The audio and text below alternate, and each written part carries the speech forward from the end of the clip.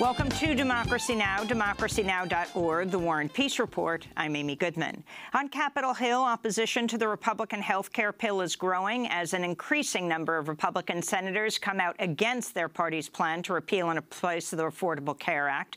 The bill is facing criticism both from Republicans who say the bill includes too many cuts to Medicaid, as well as from those who say it doesn't go far enough to gut the Affordable Care Act. So far, 5 Republicans currently say they'll not support the bill as written. Nevada Senator Dean Heller, Kentucky Senator Rand Paul, Texas Senator Ted Cruz, Utah Senator Mike Lee, and Wisconsin Senator Ron Johnson, who called for the vote on the bill to be postponed. There's no way we should be voting on this next week. No way. There's no way. Are you going to work to stop folks it? in Wisconsin, Are you going to work to stop a vote next week? I have a hard time believing Wisconsin constituents or even myself will have enough time to properly evaluate this for me to vote for a motion to proceed. So I've been encouraging leadership, the White House, anybody I can talk to for quite some time. Let's not rush this process. Republicans have been pushing for a vote on the bill this week ahead of the July 4th recess. The Republican health care plan would remove millions of low-income and disabled people from Medicaid, cut subsidies to purchase health insurance, allow states to effectively eliminate protections for people with pre-existing conditions, and defund Planned Parenthood for a year. According to the Center on Budget and Policy Priorities, the bill would also give $33 billion in tax cuts to the 400 richest U.S. households. It's facing opposition not only from Republican senators, but also from all Senate Democrats, a slew of governors from both parties, the majority of the healthcare industry, hospitals, doctors, nurses, patient advocacy groups, the U.S. Conference of Catholic Bishops, and even members of the far-right Koch brothers political network who claim the legislation is not sufficiently conservative. Over the weekend, progressive groups held Don't Take Our Healthcare rallies in Pittsburgh, Pennsylvania, Charleston, West Virginia, and in Columbus, Ohio, where Vermont Senator Bernie Sanders called the Republicans' plan beyond comprehension.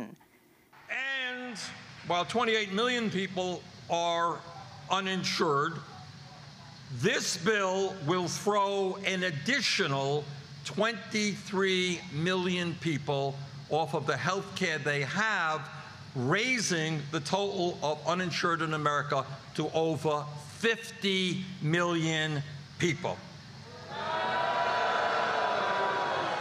This is literally beyond comprehension. It is unconscionable, and it must not be allowed to happen. Vermont Senator Bernie Sanders and others are calling for a single-payer health care system, also known as Medicare for All, though he hasn't introduced a formal bill yet. A recent poll by the Pew Research Center shows support for single payers growing, with a full third of Americans in favor of a national single-payer system. However, on Friday, California Assembly Speaker Anthony Rendon shelved a proposal to establish a single-payer system across California, saying the bill will not be voted on this year. It was approved in the California State Senate.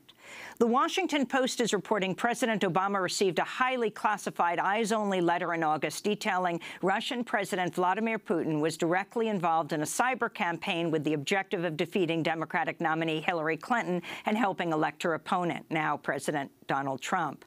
The Post investigations based on interviews with current and former unnamed government officials. The report also chronicles President Obama's attempts to punish Russia for the alleged interference in the U.S. election, including by imposing sanctions, expelling 35 Russian diplomats, closing 2 Russian compounds in the U.S., and a covert measure to plant cyber weapons in Russia's infrastructure.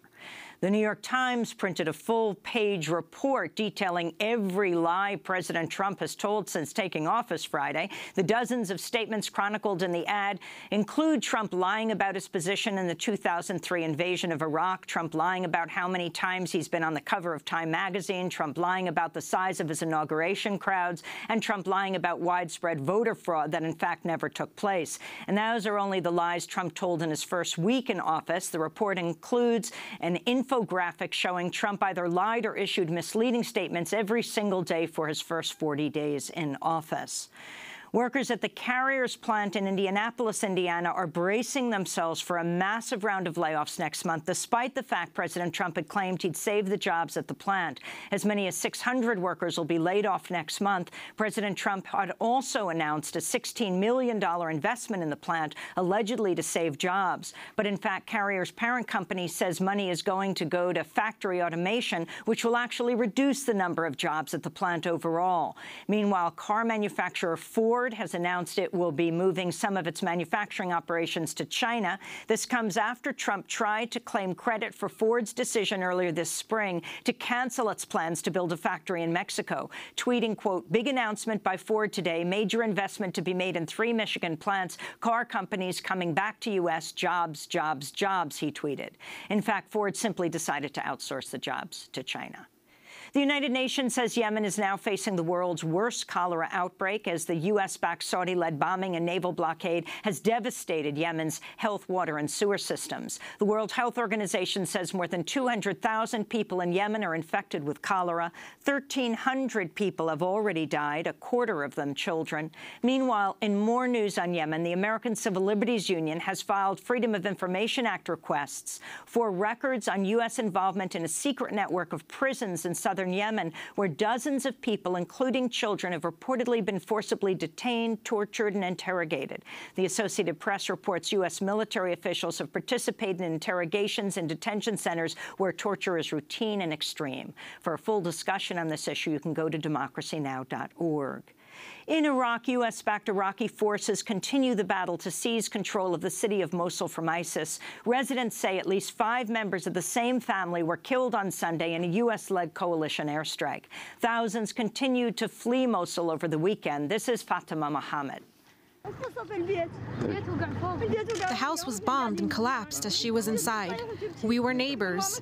She came out running and yelling, and she said that her mom was buried under the rubble. I took her and washed her face, and I went out carrying a white banner. But no one came to my help. We were exhausted, hungry, and thirsty. Meanwhile, 2 more journalists have died from injuries sustained when a mine exploded in Mosul. Swiss journalist Véronique Robert and French video journalist Stéphane Villeneuve. The explosion immediately killed Iraqi journalist Bakhtiar Haddad.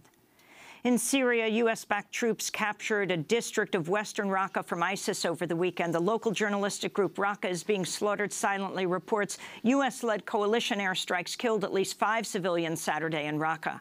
A man named Khalil al-Sharabi, along with his wife, as well as another man named Khalil al-Bari, his wife and one of their sons. The Syrian Observatory for Human Rights says the U.S.-led coalition airstrikes have killed nearly 700 civilians in and around Raqqa since the campaign to take control of the city began in March.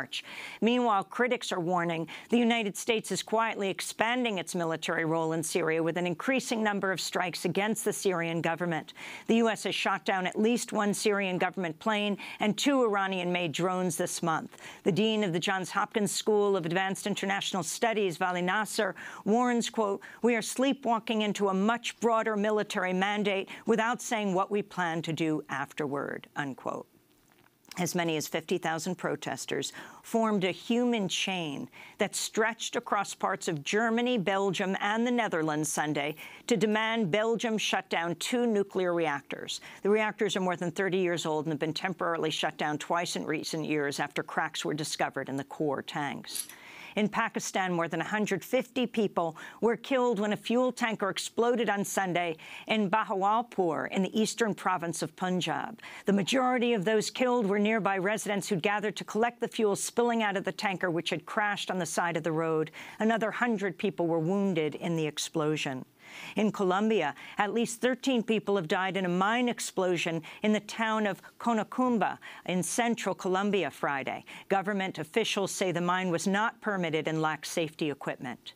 Back in the United States, the second mistrial has been declared in the murder case of former University of Cincinnati police officer Ray Tensing, who shot African-American Samuel DuBose in the head after pulling him over for having a missing front license plate in 2015.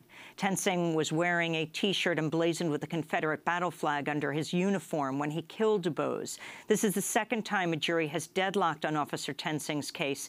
It comes after prosecutors failed to win convictions in 2 other high-profile cases of police killing civilians. In Minnesota, police officer Geronimo Yanez was acquitted of manslaughter for killing African-American motorist Philando Castile. In Milwaukee, police officer Dominique Hagan Brown was acquitted of charges of reckless homicide for shooting and killing 23-year-old African-American Sylville Smith. Meanwhile, in Dallas, a grand jury has indicted police officer Christopher Hess on charges of aggravated assault for killing 21-year-old Genevieve Dawes in January after he fired 13 shots into her car through the passenger side window. Dawes was pregnant at the time she was killed by Officer Hess. Thousands of people marched in pride celebrations across the U.S. and the world over the weekend.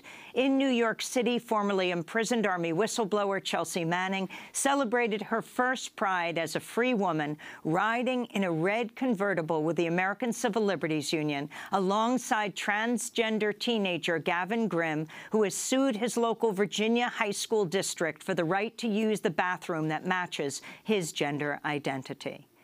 And in Western Massachusetts, 98-year-old activist Francis Crowe and 7 others were arrested blockading construction of a Kinder Morgan gas pipeline in the Otis State Forest on Saturday.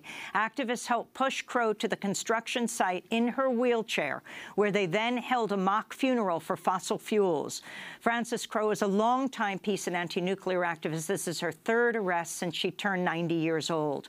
When asked on Saturday how many times she'd been arrested throughout her lifetime, Crowe answered, "Not enough." And those are some of the headlines. This is Democracy Now!, democracynow.org, The War and Peace Report. I'm Amy Goodman.